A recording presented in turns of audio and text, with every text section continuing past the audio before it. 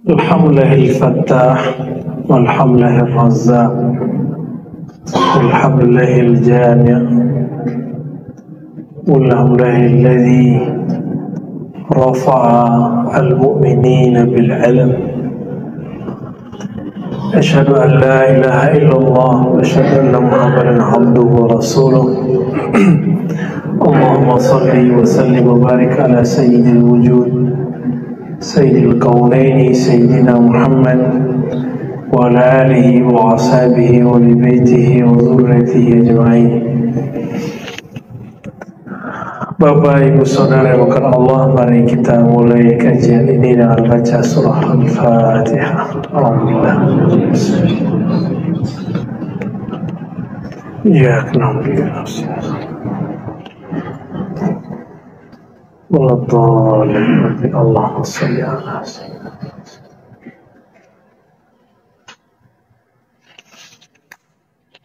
Semoga Allah membuka pikiran hati kita semua untuk mendengarkan kajian kita malam ini. Amin.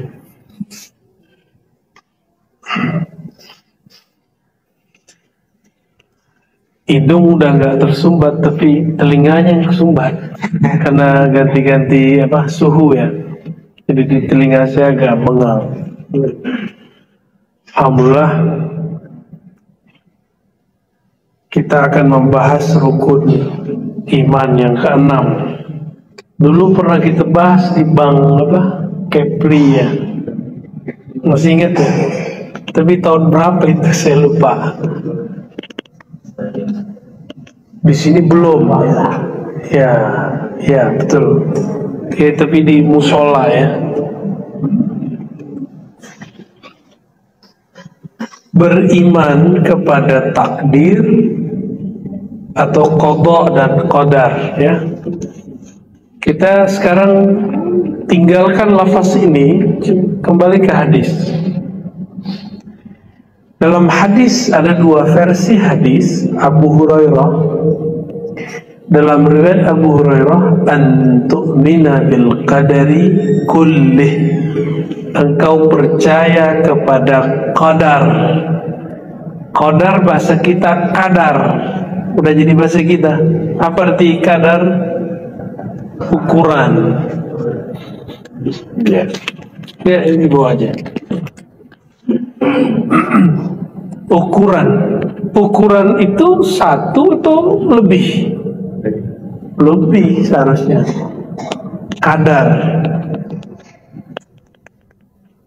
Di lafaz berikutnya kullih, semuanya. Di situ tidak disebutkan kadar itu baik ataupun buruk, hanya disebutkan kamu percaya takdir semuanya. Hanya begitu. Hadis ini ada di bab pertama dalam Sahih Muslim, tapi nomornya bukan nomor pertama, nomor kedua atau ketiga ya. Sedangkan di nomor pertamanya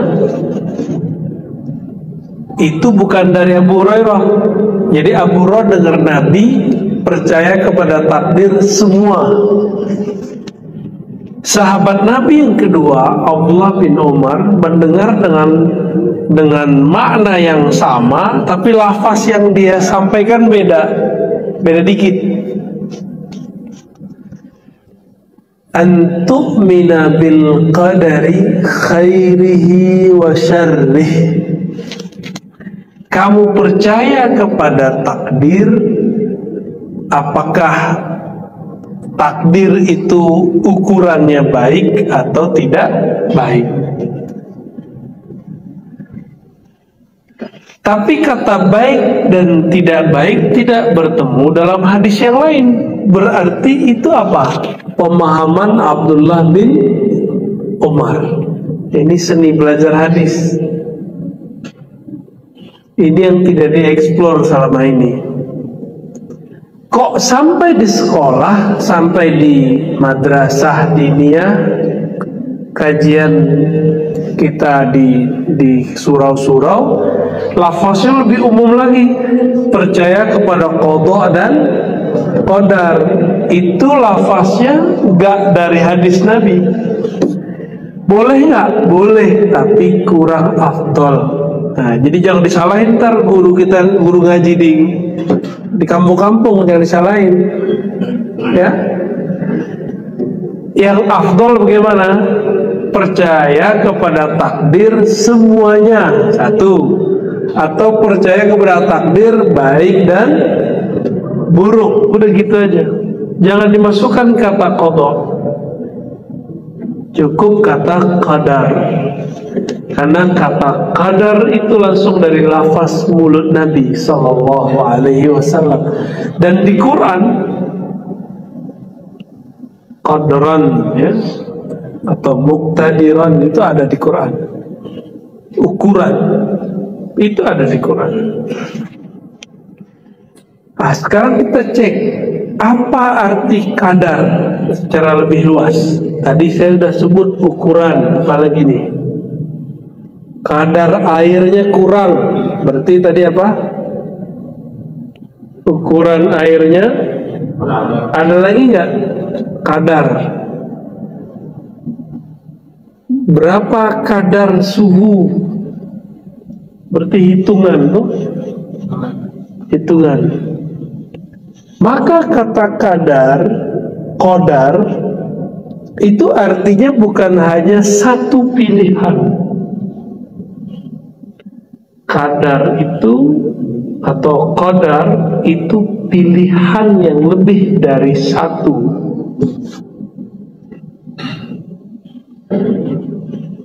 Maka kadar ini disebut oleh Abdullah bin Umar baik buruk, berarti pilihan kan? Khairihi atau syarri, baik atau buruk. Contoh, artis kalau ada yang terkenal, bagi artis yang lama gimana? Ancaman nggak bagi dia? Itu kalau dia salah baca kadar. Kalau dia merasa oh enggak ancaman kok, berarti bagi dia takdir yang sama dia nilai baik. Ustadz juga begitu. Ustadz itu ada yang terancam loh. Kalau ustadznya berjiwa artis, muncul ustadz baru yang alim, wah, terjemah gue diambil nih. Kalau bahasa artis gimana? Follower gue diambil nih. Padahal nggak begitu konsepnya. Seharusnya dia menganggap apa? Kalau dia seorang artis, wah tambah seru nih, tantangan nih untuk menaikkan kualitas diri, gitu. Kalau ustadz gimana? Oh, begini tuh ustadz gaya baru, baca kitabnya keren, gayanya nggak usah banyak-banyak, misalnya gitu. Berarti yang harus kita kuatkan apa? Ngaji kitabnya. Misalnya gitu, ini contoh-contoh aja nih. Tapi kalau dia nggak paham, macam-macam. Kalau dia menganggap munculnya dai-dai baru, ulama baru itu sebagai takdir yang baik, dia ngomong gini, wah alhamdulillah tugas saya berkurang. Alhamdulillah dalil-dalil yang dulu saya susah hafal, dia hafal. Dia bisa membantu dakwah kita, bahkan dia nanti akan menjadi pemimpin dakwah kita. Kalau bisa begitu, itu baru dai-nya dai ila Allah. Kalau enggak, dai ila nafsihi, dai yang mengajak kepada jiwanya, popularitas dirinya. Yang boleh populer itu cuma Allah, karena dialah yang zahir, ya. Yang boleh soan itu cuma Allah. Yang boleh dipuji-puji itu cuma Allah, karena dialah yang mengatakan dirinya Alhamdulillah, Al-Hamid, Al-Majid, yang berhak dapat pujian.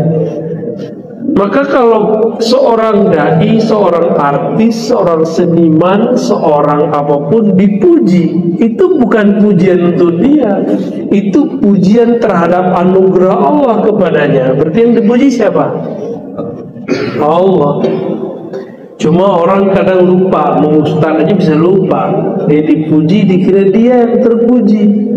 Padahal ilmu bukan ilmu dia, zikir bukan zikir dia, jamaah bukan jamaah dia, zauk rasa yang dia dapat bukan zauk dia, faham yang dia terima bukan darinya, tapi dari Allah Subhanahu wa ta'ala. Kapan-kapan Allah mau ambil bisa aja. Ada orang diambil ilmunya pas tidur, ada yang diambil badan-badannya mati. Kan serem ya. Pedagang nih, kalau sekarang dagangannya online ya, bener, kita dagang online. Nah muncul lagi akun yang baru, yang lain dagangannya sama. Terancam nggak? Baik apa buruk? Buruk, benar buruk. Belum tentu. Belum tentu. Nah, yang begini-gini tuh harus paham bahwa takdir itu dari Allah sudah diberikan sekian pilihan. Tinggal pilih, anggap itu baik atau anggap itu buruk. Mau bahagia, anggap itu baik. Mau sengsara, anggap itu buruk. Udah gampang tuh. Oleh karena itu takdir itu saya ibaratkan seperti meja ini. Bapak pilih sudut sini atau sudut sana, melihat dari sudut sini atau melihat dari sudut sana. Jadi takdir bukan masalah saya malas-malesan, enggak. Takdir itu justru Allah memberikan kadar, kamu kalau maksimal dapat sekian, kalau nggak maksimal dapat sekian, tapi nggak ada yang lebih dari itu gitu. Sehebat-hebat orang hari ini berlatih zikir, belajar ilmu ma'rifatullah, bisa jadi nabi gak? Gak bisa. Kenapa? Sudah dipangkas oleh Allah. La nabiyya ba'di, kata Nabi Muhammad. Tidak ada lagi nabi setelahku. Misalnya nih Bapak ada yang bisa zikir semalam 70.000, bisa jadi nabi gak selama 40 hari? Enggak, takdirnya paling tinggi cuma jadi orang soleh atau orang wali. Orang soleh atau wali Allah, itu aja takdirnya. Enggak ada namanya jadi nabi.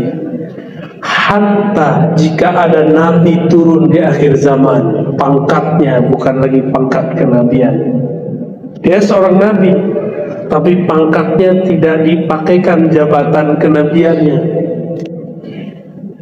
Nabi Isa turun jadi umat Nabi Muhammad, sholat seperti umat Nabi Muhammad, bahkan jadi makmum umat Nabi Muhammad. Apalagi Nabi Khidir, kalau Allah izinkan beliau keluar, muncul jadi umat Nabi Muhammad, bahkan telah belajar kepada Nabi Muhammad saat sahabat-sahabat hidup. Itu sebabnya Ibnu Hajar al-Asqalani dan gurunya Al-Iraqi memasukkan daftar Nabi Khidir kepada sahabat Rasulullah Sallallahu Alaihi Wasallam.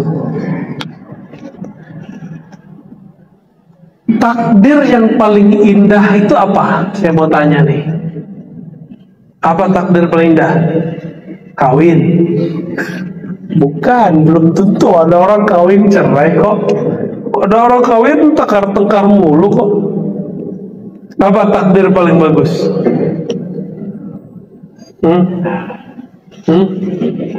Ketenangan. Oh, boleh. Ada lagi nggak Pak?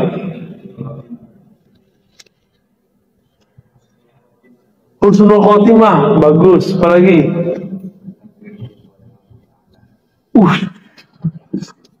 Takdir jumpa sama Allah, nggak sabaran dia. Ada satu jawaban yang belum nih, satu jawaban lagi, itu benar semua tuh. Ada di antara itu semua terkumpul pada jawaban yang ini. Antum kalau ada buku aneh kasih nih. Gak ada bawa buku kita. Takdir terindah umat manusia sepanjang masa yang diagung-agungkan, dielu-elukan semua para nabi menjadi umat akhir zaman. Sekarang ini Pak, jangan senyum dulu. Senyum ya, senang ya? Senang, tapi ujiannya juga Masya Allah. Di zaman dulu ada corona nggak? Zaman Nabi Adam? Nggak ada lah. Zaman Nabi Adam, jin sama iblis itu sama Nabi Adam itu masih sama, ketemu di jalan tuh. Nabi Adam umur 400 tahun di bumi, di sorga udah lama ya. Nabi Adam itu di sorga, satu hari sorga berapa tahun di bumi?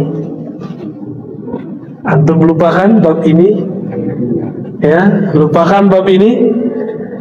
Dikira Nabi Adam itu umurnya cuma 1000 tahun. Bukan, Nabi Adam itu ribuan tahun umurnya. Kalau Nabi Adam waktu di surga, satu hari surga sama dengan 1000 tahun di bumi.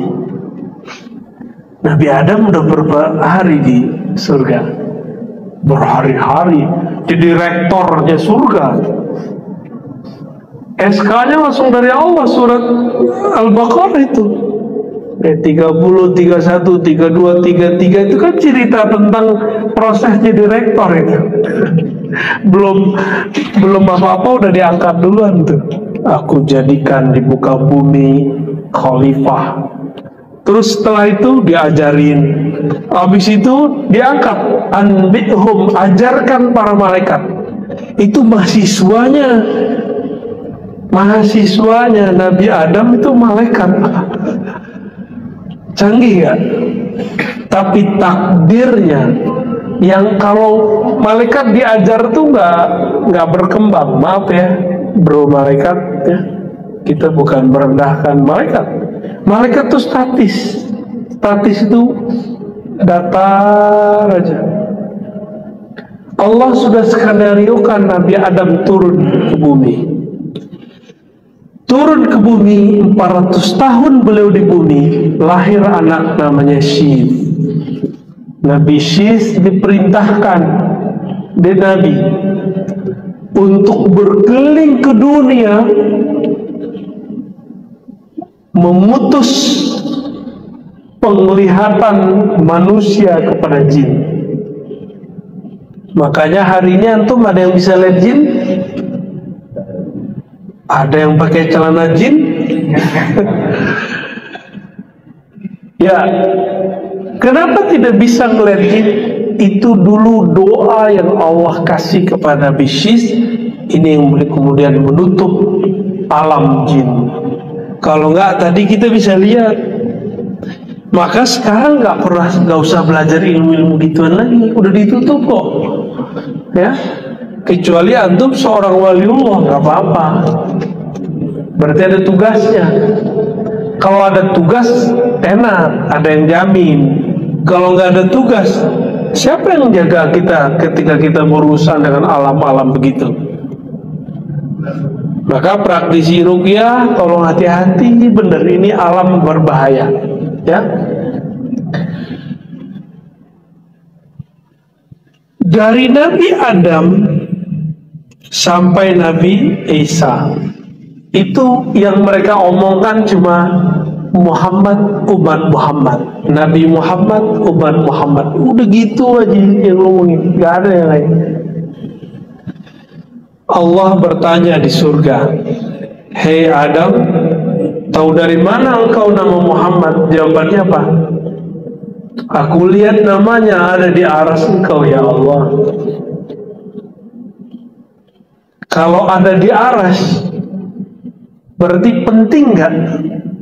Penting. Bahkan nama Nabi Adam nggak ada di situ. Bisa dibayangkan?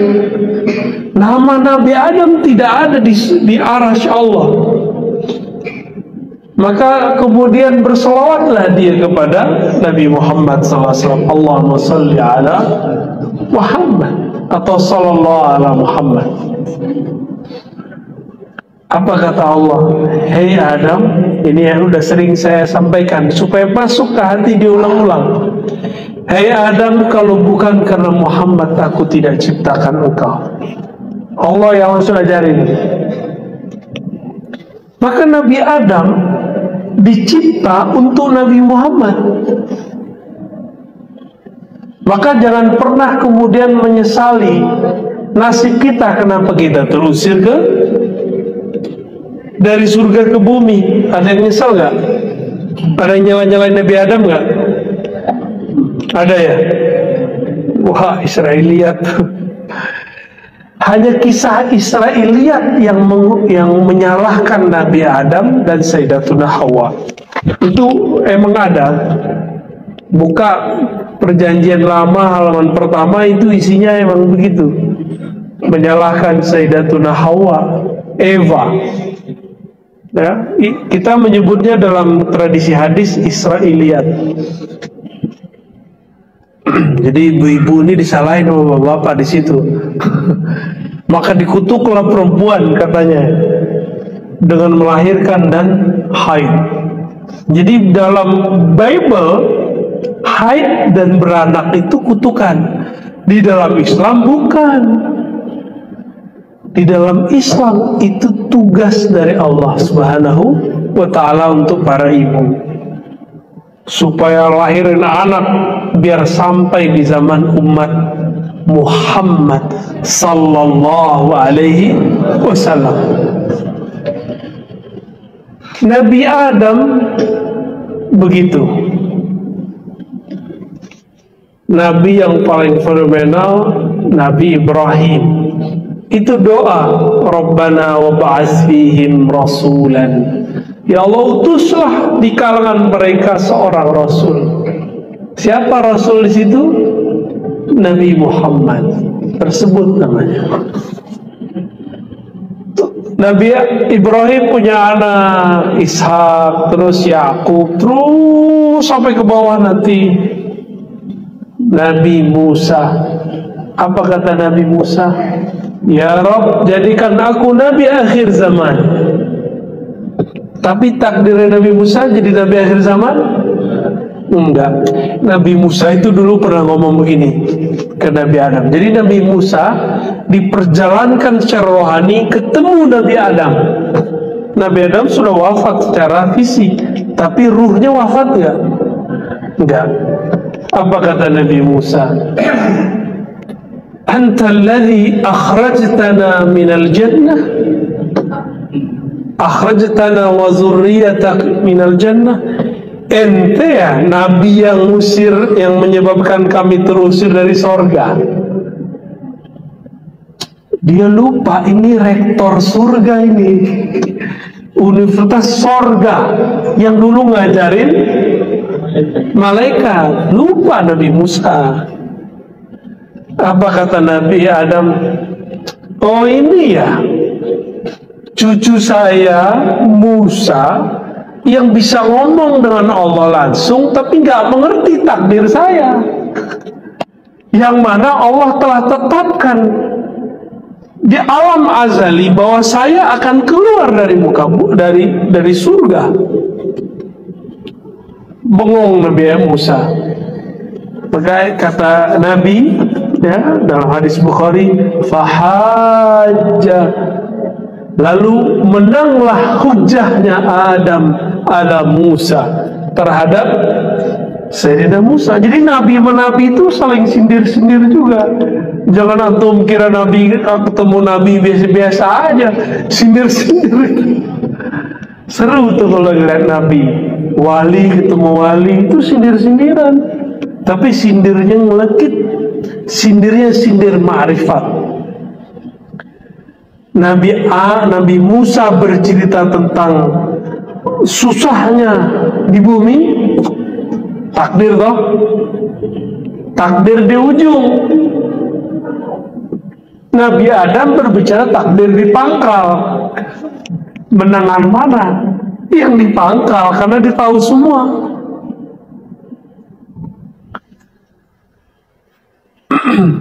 Kalau Nabi Adam tidak memakan buah larangan yang orang awam sebut syaratul khuld, tapi sebenarnya kalau di fikih di dalam tafsir, riwayat-riwayat yang dikumpulkan oleh Imam Ibnu Katsir, Imam Tabari, Imam Qurtubi, itu buah itu kayak kalau ada dewa mabuk tuh minum, tempatnya itu apa namanya?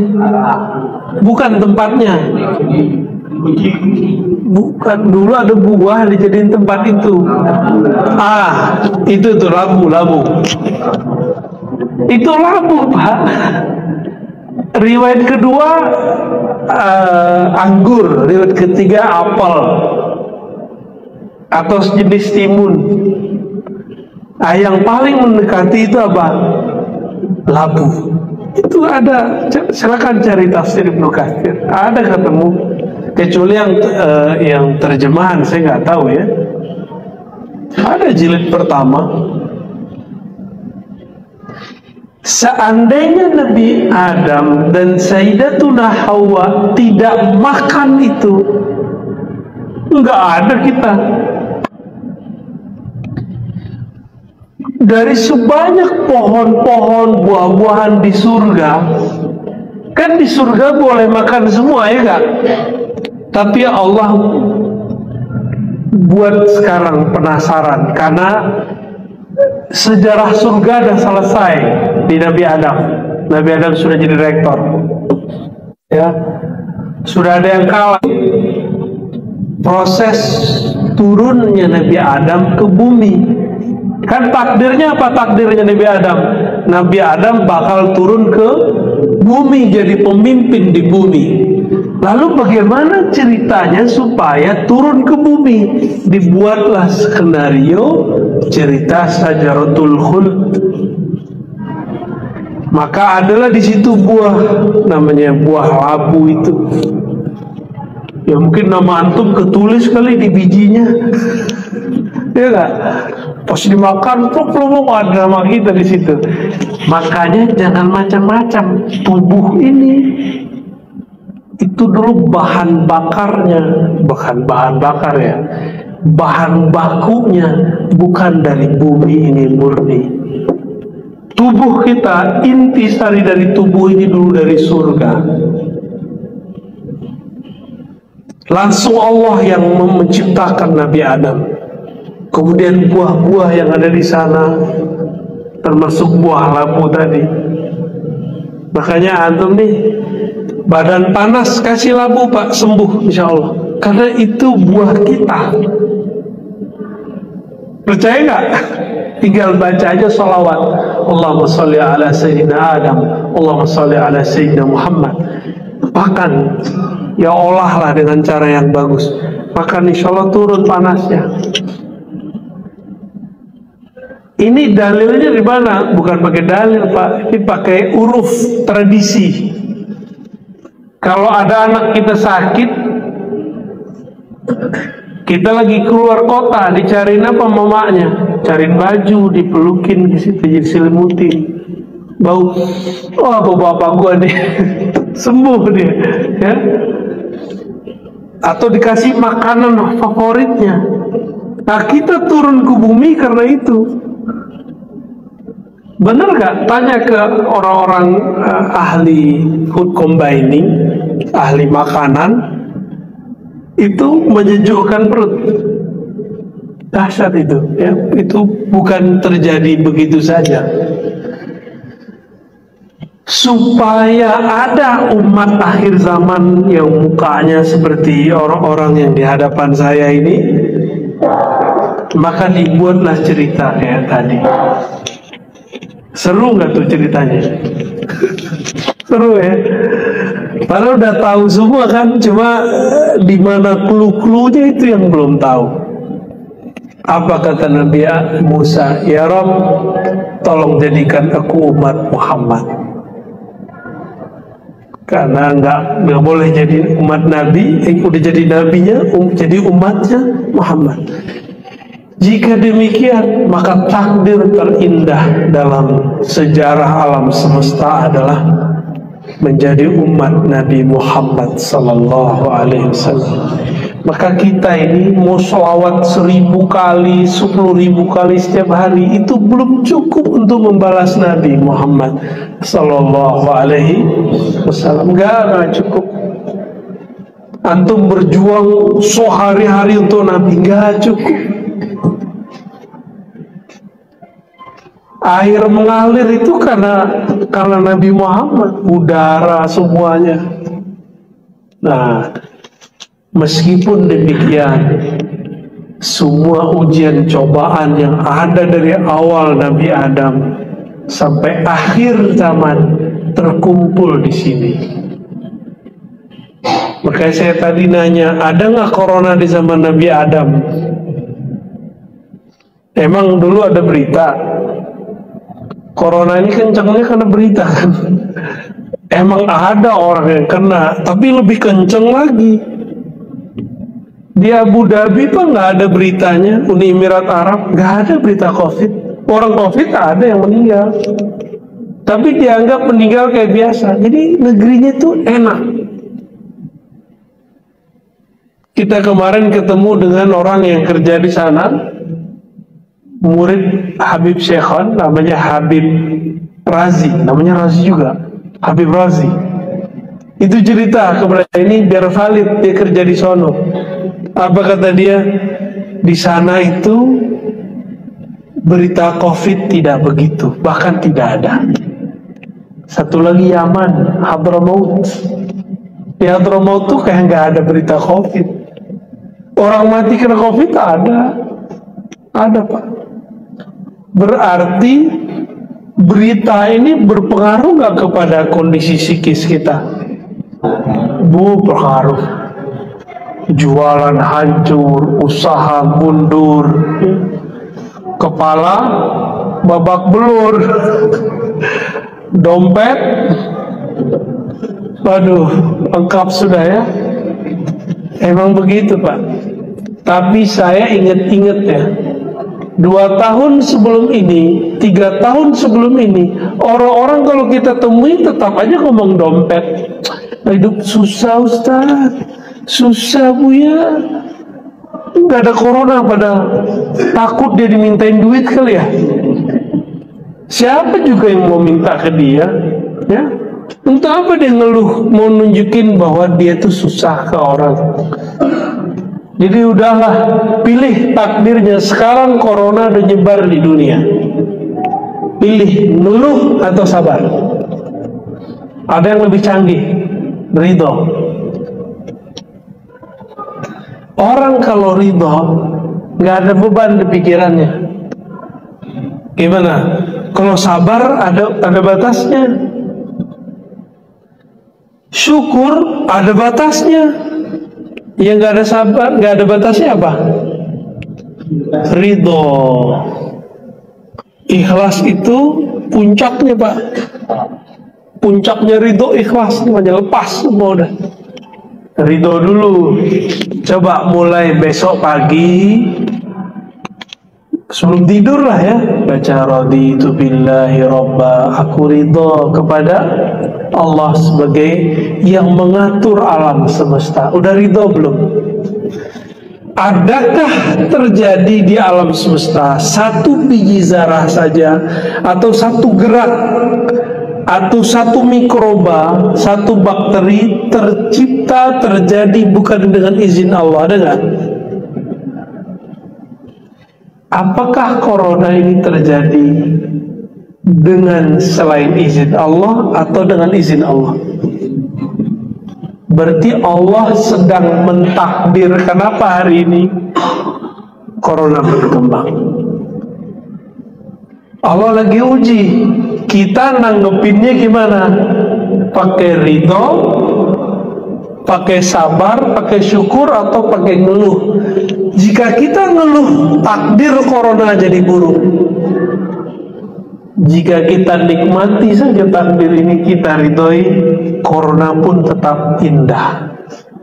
Karena corona apa? Karena corona saya bisa ngaji ma'rifatullah lebih banyak. Dulu kita sibuk dakwah kiri kanan hilir budi, nggak memikirkan diri sendiri. Tapi berkah corona saya bisa ngaji kepada guru saya 2 kali sepekan, bahkan kalau mau lebih. Berkah corona, Pak. Jadi saat lagi corona kencengnya itu Jakarta lockdown semua, kita tetap keluar jam 12, balik nanti jam 4. Berarti ngajinya jam 12 atau jam 11 berangkat, itu udah nggak ada penjagaan. 11, jadi orang semua penjaganya udah pada tidur, udah balik, udah sepi jalan. Alhamdulillah nggak pernah kena penyekatan, nggak pernah. Karena kita pun tidak buat kerumunan saat itu. Sekarang di Jakarta pengajian sudah biasa, Pak. Coba jaga jarak. Ya, kalau di sini jaga hati. Udah mulai paham cara memahami takdir? Oke, kita senang seseorang nih, perempuan, ya Bang Edri ya, senang seseorang. Ternyata keduluan sama orang lain menikahin dia. Itu takdir buruk atau takdir baik?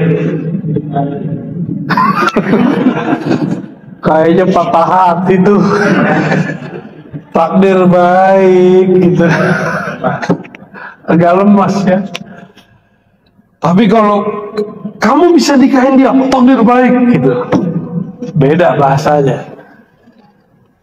Itu takdir baik atau buruk?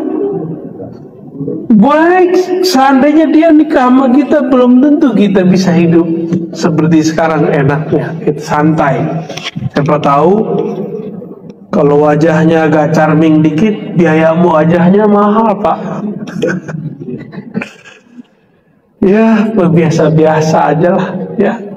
Biasa-biasa, tapi hatinya luar biasa. Maka takdir baik dan buruk itu ada di persepsi, ada di rasa, di kolbu, di hati.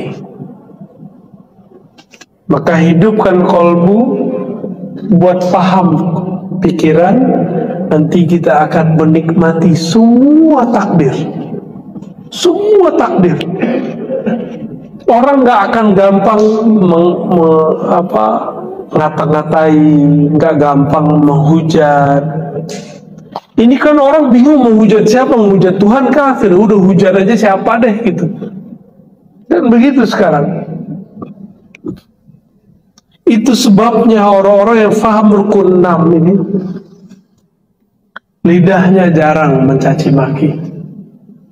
Jadi kalau ada ustadz suka caci maki, sosok, kelompok, itu kurang percaya sama takdir itu. Ya. Kurang menikmati takdir dia. Dia yang dia lihat takdir itu yang buruk-buruk doang. Ada kelompok beda dikit buruk gitu. Bagi saya kelompok yang beda sama kita itu nikmat, Pak. Kalau nggak ada kelompok itu, kita nggak baca kitab hadis. Kita cukup aja kita fikih dari dulu sama tasawuf kan, sama akidah Sibah 20, nggak kita cari dalilnya. Karena mereka nanya, mana dalilnya? Ya, maka saya memahami mereka sebagai alat Allah kirim supaya kita ngaji lagi. Kita udah jawab, dia nggak terima, ya sudah, dia kasih ilmu sama Allah, dia nggak dikasih ilmu, gitu kira-kira. Jadi mudah ya teknik belajar takdir, nggak pakai teori yang aneh-aneh, cukup persepsi di kolbu pikiran kita, ya.